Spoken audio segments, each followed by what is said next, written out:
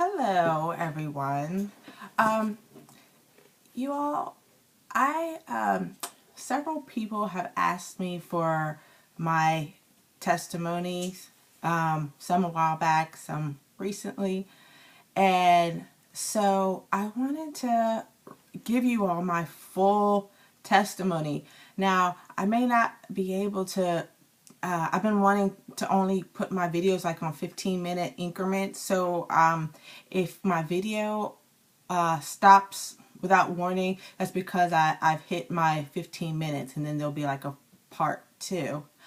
But I actually got saved watching YouTube, but I really wanted to show what led up to me getting saved from YouTube and I wanted to show how the forces, the spiritual realm, I believe had been working in my life. God and of course Satan. And I want to tell you all how I feel like there has been warfare in my house before I got saved.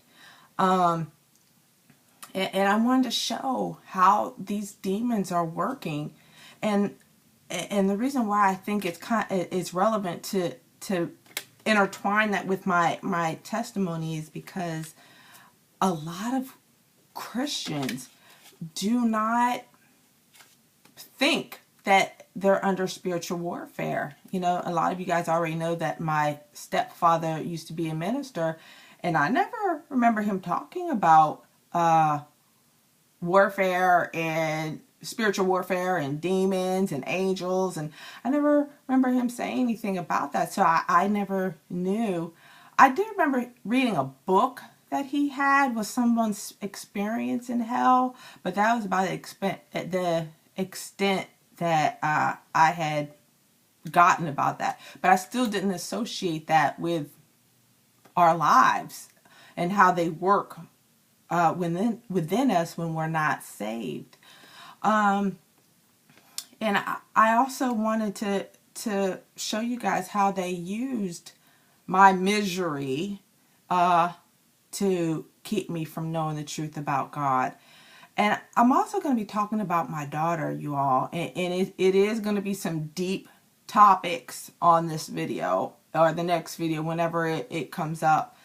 And I want to tell you all that I talked to her about it. I asked her if I could talk about all the challenges that we had during that time when things were not working well. And I think I told her I wanted to show how the demons were working within us. And I believe I told her that, but if I'm mistaken, I apologize. But nonetheless, I still talk to her about spiritual warfare and demonic and God all the time. So she knows all about that. So, but again, I've gotten permission to talk about my daughter and all these challenges that we've had. So I want to make sure you guys make note of that, because I am going to be talking about, like I said, some deeper stuff. And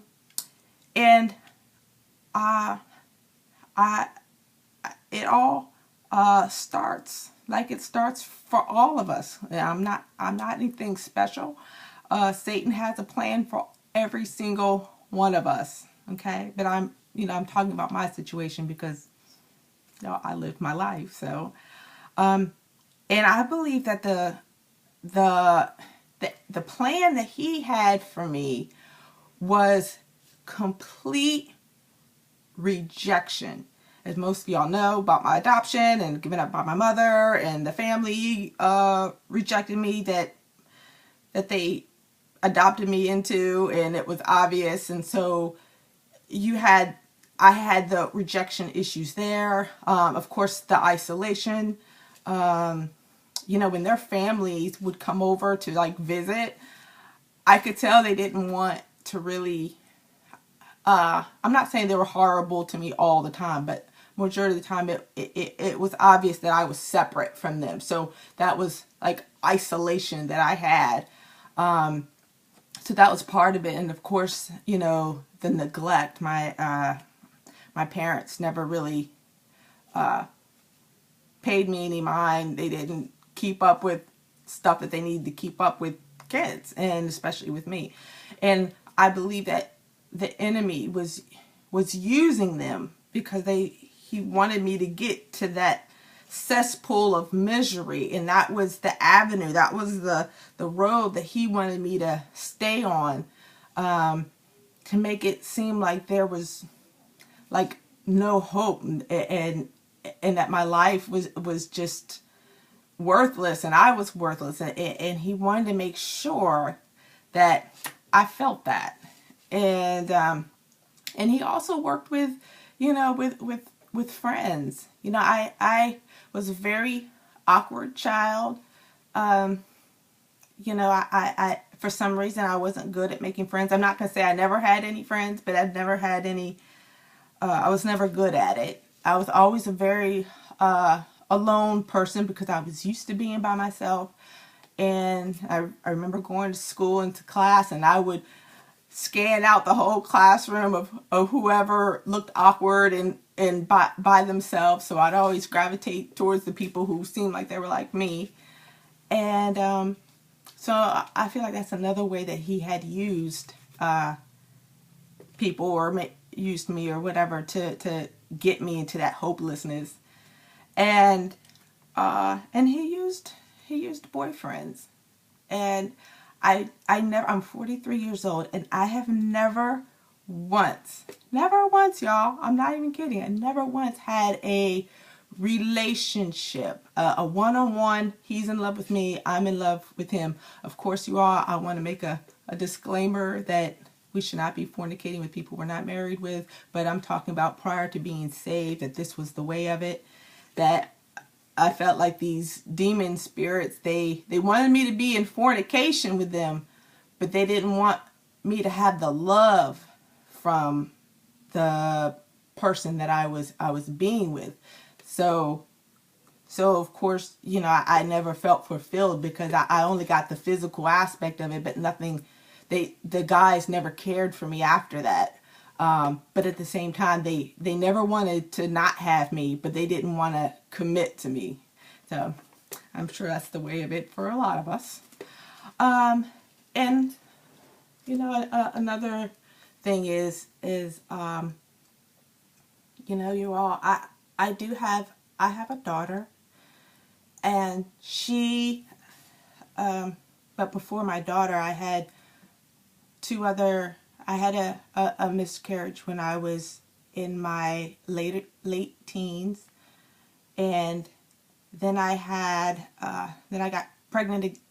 I got pregnant again sometime after that, probably like around 94, and I was pregnant with a boy, and there was this guy, I was so in love with him. So to this day, I've never been in love with someone so much. I just thought for sure I could change his heart. I knew that he was a wounded person like me, and I really thought that if I just loved him a whole lot, that broken wing bird syndrome, you just think that you can change people, but how can you change and help someone else when you're the one who needs rescuing?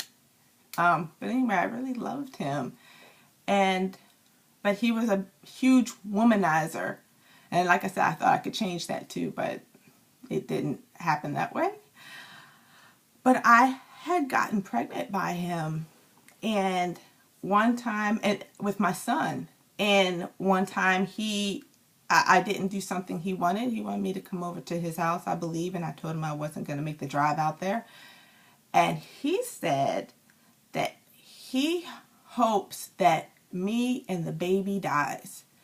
And I want to say like 5 days later-ish, I lost my son. So we've got to be really careful on speaking things in the atmosphere, because that happened after he said it. And then in 96, I got pregnant with my daughter, and I because I had already lost 2 babies, I tried my best not to connect with this pregnancy. Already in my mind, I was like, oh, I'm going to lose it. I'm going to lose it. So, and I wanted so bad to be a mom, y'all. I wanted to really be a good mom and have a baby, even to have something all to myself and that I could love on and that I could be the mom to the child that I wish I had a mom to me. And so like throughout the whole pregnancy, I just tried my best not to, think that I was gonna have it.